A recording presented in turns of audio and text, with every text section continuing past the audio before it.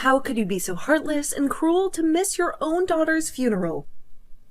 The funeral of the precious child you brought into this world with so much love and hope. Georgia? Is that really you? I can't believe it. I haven't heard from you in years. You can despise me and curse me all you want, but I can't stand by and watch you neglecting your own flesh and blood. The little girl who looked so much like you. Hold on a second. I never had any children. What are you talking about? You must be mistaken. Don't you dare lie to me. I pity Julia, who died at the tender age of only 5. She deserved a mother than you, a mother who would care for her and protect her. I'm telling you the truth. I don't even know who this poor girl Julia is. Where did you get this idea from? Who told you this? I heard that you abandoned your child because of your career. You chose money over love. You are a disgrace to motherhood. You have no heart. Whose child are you talking about? I think you're confused. Don't play dumb with me. She's the child that you and my son conceived. The child that you hid from me. Yosef and I divorced 7 years ago. We don't have any children together. We never did. What? That can't be true. We informed you about our divorce, remember? We sent you a letter. We explained everything. Yes, but my son told me that you guys changed your mind and decided to give your marriage another chance. He said he loved you and wanted to make it work. No, we didn't. We got divorced, and we've never seen each other since then. It's been 7 years since we last spoke to each other, too. He lied to you. The reason you wanted to get a divorce was me, right? Because you hated me? I heard that you two made a deal to get back together on the condition that I never interfere with your lives again. That you would cut me off completely. What kind of nonsense is that? That's not true at all. So I respected your wishes and decided not to contact you anymore. But when I found out that you skipped your own daughter's funeral, I couldn't just keep quiet. That's why I texted you. I had to confront you. I've never hated you, Georgia. You're my former mother-in-law. I always try to get along with you. I see. Then is it true that you and my son got divorced? If you still have any doubts, I can show you a copy of the divorce certificate. No, I believe you. Now that I think about it, you're not the kind of person who would leave her own child with me, expressing any gratitude or ever coming to pick her up herself. You always seemed responsible and caring. Then who is the mother of the child named Julia? I have no idea. She was nowhere to be seen at the funeral. She left her daughter with me and never came back. She never even called or wrote. I don't know her name or where she lives. I don't know anything about her. By the way, what was the cause of her death? How did it happen? A car accident? Yosef says she suddenly slipped out of his hand and ran onto the road. He tried to chase her, but it was too late. A speeding truck hit her and she died on the spot. That's horrible. I can't imagine how you must feel. I'm so sorry for your loss. Julia was a sweet girl and would always obey us, never giving us any trouble. Most kids around her age are more rebellious, I hear. But she was different. She was always polite and respectful. She was a bright girl. I remember when I met her the first time.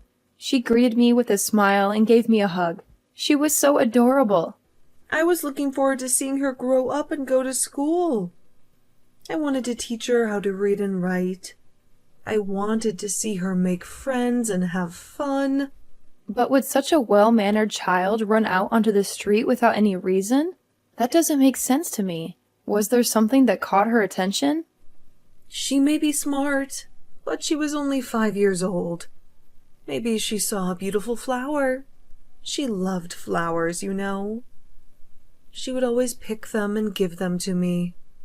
She liked flowers? That's interesting. I didn't know that. Yeah, she seemed to know more about them than I did. It looked like she was studying the flower meanings too.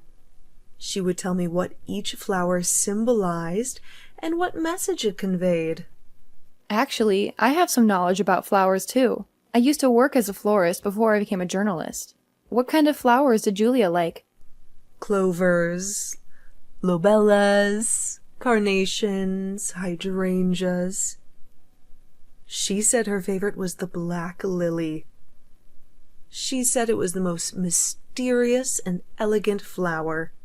That's a very unusual choice for a child. Black lilies are rare and expensive. They also have a dark meaning. They symbolize death and rebirth. What's wrong? You look pale. Is something bothering you? Nothing. It's just a coincidence. Were there any other things about her that were peculiar?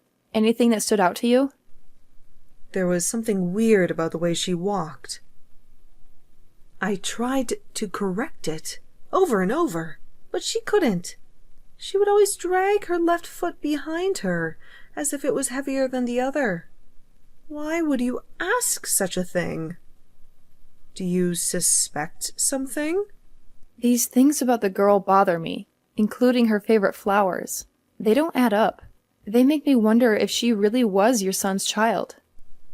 How does that bother you? What are you implying? Are you saying that my son lied to me? That he brought home a stranger's child and pretended it was his? A mother who doesn't take care of her child and doesn't show up for her child's funeral. A child who was too well behaved and had a peculiar gait. A car accident where she suddenly ran onto the street. This can't be a coincidence. Think about it. This can't be a normal situation. Don't tell me that. Don't you dare say that my granddaughter was not my granddaughter. Maybe I'm overreacting, but I have to look into her mother just to make sure.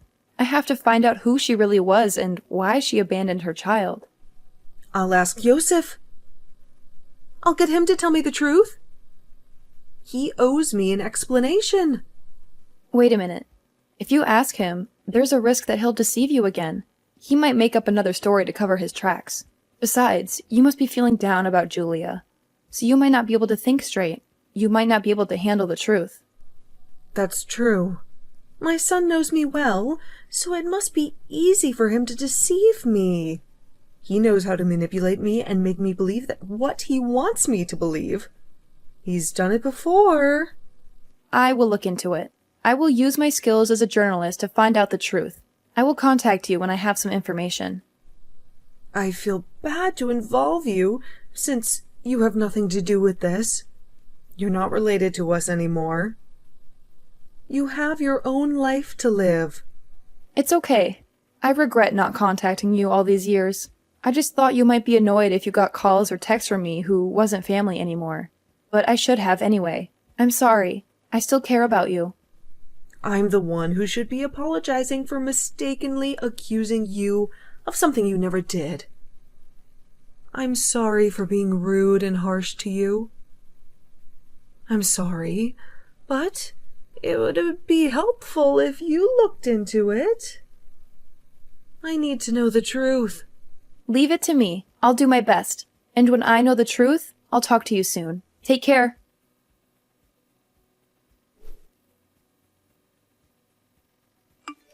Prepare $100,000 within a week, or else you'll regret it. What the hell? I didn't expect to hear from you after 7 years. Why are you calling me now? My daughter died. She was killed in a car accident. Her name is Julia, right? The one you claimed was your child with me? How do you know about her? Did someone tell you? Your mother told me. She contacted me and accused me of being a terrible mother. Whose child is she really? It doesn't matter. All that matters is that I need $100,000 for my daughter's funeral. Just hand me over the money and don't ask any questions. Huh? Why would I? I don't owe you anything. You're the one who lied to me and cheated on me. Because my child is your child too. You're the one who gave birth to her. And you, the good-for-nothing mother, abandoned your own daughter. Are you crazy? You and I divorced 7 years ago, remember? We never had any children together. We never even tried. So what? Kids are a nation's treasure. That means they're your treasure too. You have a responsibility to take care of them. Are you serious? You're delusional. Of course, I'm serious. And even though we're divorced now, we've been married once. It's common sense to at least donate some money for the funeral of your ex-husband's child. It's the least you can do. No, this is not surely common sense. This is absurd. I've never met the child, and it's been 7 years since we've last talked. Besides, $100K for a funeral is too much. That's outrageous. I arranged my lovely daughter's funeral to be spectacular. She deserves the best. Then pay it yourself. You're the one who claims to be her father. You should bear the cost. I heard your company is doing well. You're the CEO of a successful media corporation. You're rich and famous, right? Why would you bring up my company all of a sudden? What does it have to do with anything? $100,000 is nothing to you. Just enough for an allowance for a kid, right? You can spare that much. No, of course not. That's a lot of money. I worked hard to earn it. And of course, I'm not going to give it to you. If people find out that you won't even pay a penny for your child's funeral, even though you're a company CEO, what do you think would happen? How do you think they would react? Are you threatening me? I've never had a daughter. Most people don't know that. They're all idiots who believe what they read on the internet. And I'm going to make sure they read what I want them to read. That's slander. You can't do that, and you have no proof. You can sue me all you want, but you can't stop your bad reputation from spreading. You can't stop the public from hating you. Oh, no. You wouldn't dare. I'll give you 3 days to prepare the money. I'll meet you at West Park 3 p.m. Be sure to bring $100,000. And don't try to trick me or run away. You want me to hand it over in person? That's right. I want to see your face when you give me the money. There is no way I can carry that much money. It's too heavy and risky. Put it in a suitcase or something. Make it look like you're going on a trip. If you don't show up, you know what I'll do, right? I'll ruin your life.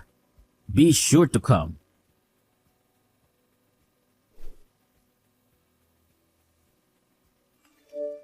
Hey, it's time. Why aren't you here yet? Where the hell are you? Don't tell me you're not coming. No way I'm going. I'm not falling for your trap. I'm not giving you a single cent. You've got to be kidding me. You can't do this to me. How dare you break your promise? Why should I pay for someone else's daughter's funeral when I'm not even close to them? I guess you don't mind losing your company then. Wait a minute. There is someone I want to invite to our chat. Someone who knows the truth and can prove you wrong. Huh? Who are you talking about? What are you up to? You deceive me, you idiot son? How dare you lie to me for 7 years? Mom! What are you doing here? I invited your mother to show her how pathetic you've become. How you've been living a life of lies and crimes. Damn it, Monica. You bitch. How could you do this to me? I heard the reason you guys got divorced was because you had an affair. You betrayed Monica, who was such a wonderful wife to you. You broke her heart and mine. Oh, crap. I told you not to tell, Mom. That's because you're always lying to her. You're always lying to everyone. You don't care about anyone but yourself. I can't believe you cheated on Monica, who was such a loyal and loving partner to you. Plus, I heard your affair partner was only 20 years old at that time. What an idiot you are! You threw away your marriage for a fling. Monica is not young and she makes more money than me, so that makes her lack in charm. Men are attracted to young, cute girls who they feel protective of. Girls who need them and admire them. I thought I gave birth to a human being, but I guess he turned out to be a beast living on instinct alone. You have no morals, no values, no conscience. I don't care about the fear anymore. The problem here is that you lied to your mother about our divorce. Explain why you lied to her. Genevieve got pregnant, so I had no choice but to pretend it was you who got pregnant. Genevieve is the girl you had an affair when you were married to me, right? The girl you left me for? You could have just told your mom you were remarrying her because she got pregnant. But you don't like shallow girls, right, Mom? You don't like girls who are only after money and looks. I don't like people who lack focus and maturity. See? Genevieve has 7 piercings. She's got a lip-to-ear chain. She even has big tattoos on her body. You would never allow me to get married to a girl like that. You would never accept her as your daughter-in-law. I would have told you to take responsibility if I knew she was pregnant with your child. No matter what kind of looks that girl had, I would have supported you and your child. That's a lie. You would have definitely been against it. But there's no reason to lie that Julia was the child between you and Monica. There's no reason to use Monica's name and reputation to deceive me. Well, Genevieve gave birth, but never took care of her. She ran away and left me with a baby. She said she didn't want to be a mother. What? Then why didn't you take care of her? There is no way I can take care of a kid. I don't have the money, the time, or the patience. She's your daughter, you know.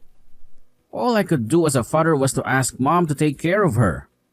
I thought Mom would happily agree to take care of her if I told her she was Monica's child. It's true that I was willing to help out Monica by taking care of Julia as much as possible. But I can't believe you lied and used my kindness to your convenience. I'm sorry, but I'm devastated that I lost my daughter. So stop blaming me so much. Stop acting like the tragic father. You're making me sick. Why would you say such things?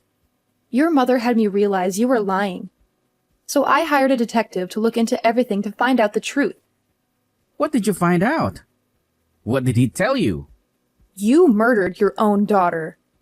You killed her in cold blood. No way. My son may be an idiot, but he would never do such a thing. I'm sorry, Georgia, but it's time to face reality. It's time to see your son for who he really is. Do you have any proof? That detective couldn't have seen me do it. He couldn't have followed me. He couldn't have known. That sounds almost like a confession. No, I would never do that. It was an accident. You told your new girlfriend that you got rid of your daughter. I have it all on record. New girlfriend? You cheated on your wife again? Yes, this idiot is cheating on his wife again. He's cheating on Genevieve with another girl. A girl who's even younger and more naive. I admit I cheated on Genevieve, but I didn't commit murder. It's just a made-up story. I told her. There is no way that's true. That's for the police to find out. You called the police? Of course. Hearing your mother explain about Julia, it made me feel like there was something hidden behind the story. Child abandonment and a child who listens too well for her age. You and your wife treated Julia like a slave, didn't you? You abused her and neglected her. Come to think of it, she was much skinnier than the other kids around her age. I thought it was just an individual difference, but maybe she was starving and malnourished. Are you kidding me? There's no way we were treating her like a slave. She just had a small appetite and was smarter than other kids. She didn't need much food or attention. If the parents discipline their children well enough, surely they will learn to listen to adults. But no kid can grow up to be like that without any proper parenting, unless they were threatened in any way. You've never raised a child, so what do you know? You don't know anything about parenting. You're right. I've never raised a kid, but I've been a kid once. I know how it feels to be a child. Stop talking nonsense. Georgia, did you ever see any bruises or scars on Julia? I don't think there was any noticeable scars. She always wore long sleeves and pants, so I couldn't see her arms or legs. But she never complained or cried. She always smiled and said she was fine. You're accusing me of violence? I would never hurt my own daughter. Did you look at the soles of her feet? You said the way she walked was weird. She always wore socks, so I never saw them. But when I saw them after she passed away, they were covered in bruises and scratches. I thought it was from an accident, but maybe it was from something else. I see. Maybe they were targeting parts of the body where other people couldn't see. Hey, don't make crazy assumptions. I'll ask the kindergarten teachers. I'm sure they had water play activities during the summer. They might know something. Don't ask them anything. Why would you want to stop her? Are my assumptions right? It's all her fault. No matter how awfully we treat her or how much we scold her, she would always say, "I love you, Mommy and Daddy." So you thought you could hurt her? If she loves us so much, she can endure whatever we do to her. Shut up, you heartless idiot! What? What did you say? It's natural for children to love their parents, no matter how terrible their parents are. They mean the world to them. They trust them and depend on them. But adults who take advantage of those feelings are just demons. They're the worst kind of criminals. Mom? How can you say that to me? I raised you with love, but how can you understand this? I'm sorry. Not to me. Apologize to Julia. But I guess it's too late now. You can't bring her back. Why did you do this if you wanted to be with your new girlfriend? You could have just divorced Genevieve and let her go. I didn't have any money. I couldn't pay any child support even if she asked for it, so I thought I'd just eliminate her. Why don't you have any money? You used to have a good job, right? Genevieve lavishes money, so we ran out of savings in a heartbeat. She spent it all on clothes, jewelry, drugs, and parties. She didn't care about anything else. Still, if you got a divorce, she wouldn't be able to spend your money anymore. If you had a job, you could have at least paid child support. You could have at least supported your child. I don't have a job now. I don't have any source of income. You quit the company you've been working for all these years? Why did you throw away your career? Genevieve and I sold our bank accounts for quick cash. The bank found out and the police caught us. I got fired from the company and I can't open an account at any bank now. I can't even find a new job. I'm blacklisted. I can't believe you were that stupid. That's why you asked me to hand over $100,000 in person instead of transferring the money to your bank account. $100,000? Why are you asking Monica to pay you such money? Why are you extorting her? It was for the funeral. Monica earns a fortune, so I thought she would pay me the money if I threatened her a bit. I thought she would feel guilty and obliged. You should have asked me first. I would have helped you with the funeral. I would have paid for it. Besides, it was just a regular funeral. $10,000 should be enough to cover it. I thought I'd use the rest to pay off my debts. You're beyond help, Yosef. I just got off the phone with the police. They finished checking the security footage at the intersection. They saw everything. They saw you pushing Julia onto the road and killing her. I told them you were at West Park, so they'll catch you soon enough. They'll be here any minute. I don't want to be caught. Pay for your sins. For what you did to your own daughter. What you did can never be undone. You can never bring her back, but the least you can do is to reflect on your actions, to realize how wrong you were. Yeah, I murdered my sweet child Julia, who loved me even when I never did anything to deserve her love. I did the most unforgivable thing. I'll tell you one last thing. One last thing before you go to hell. What is it? What do you want to say? The flower meanings of Julia's favorite flowers. The flower she always gave you and your wife. Clover is vengeance. Lobelia is malice. Carnation is contempt. And hydrangea is cruelty. Oh God. And the black lily, which she loved the most, is a curse. A curse that follows you and haunts you. I assume these were Julia's true feelings towards you later on.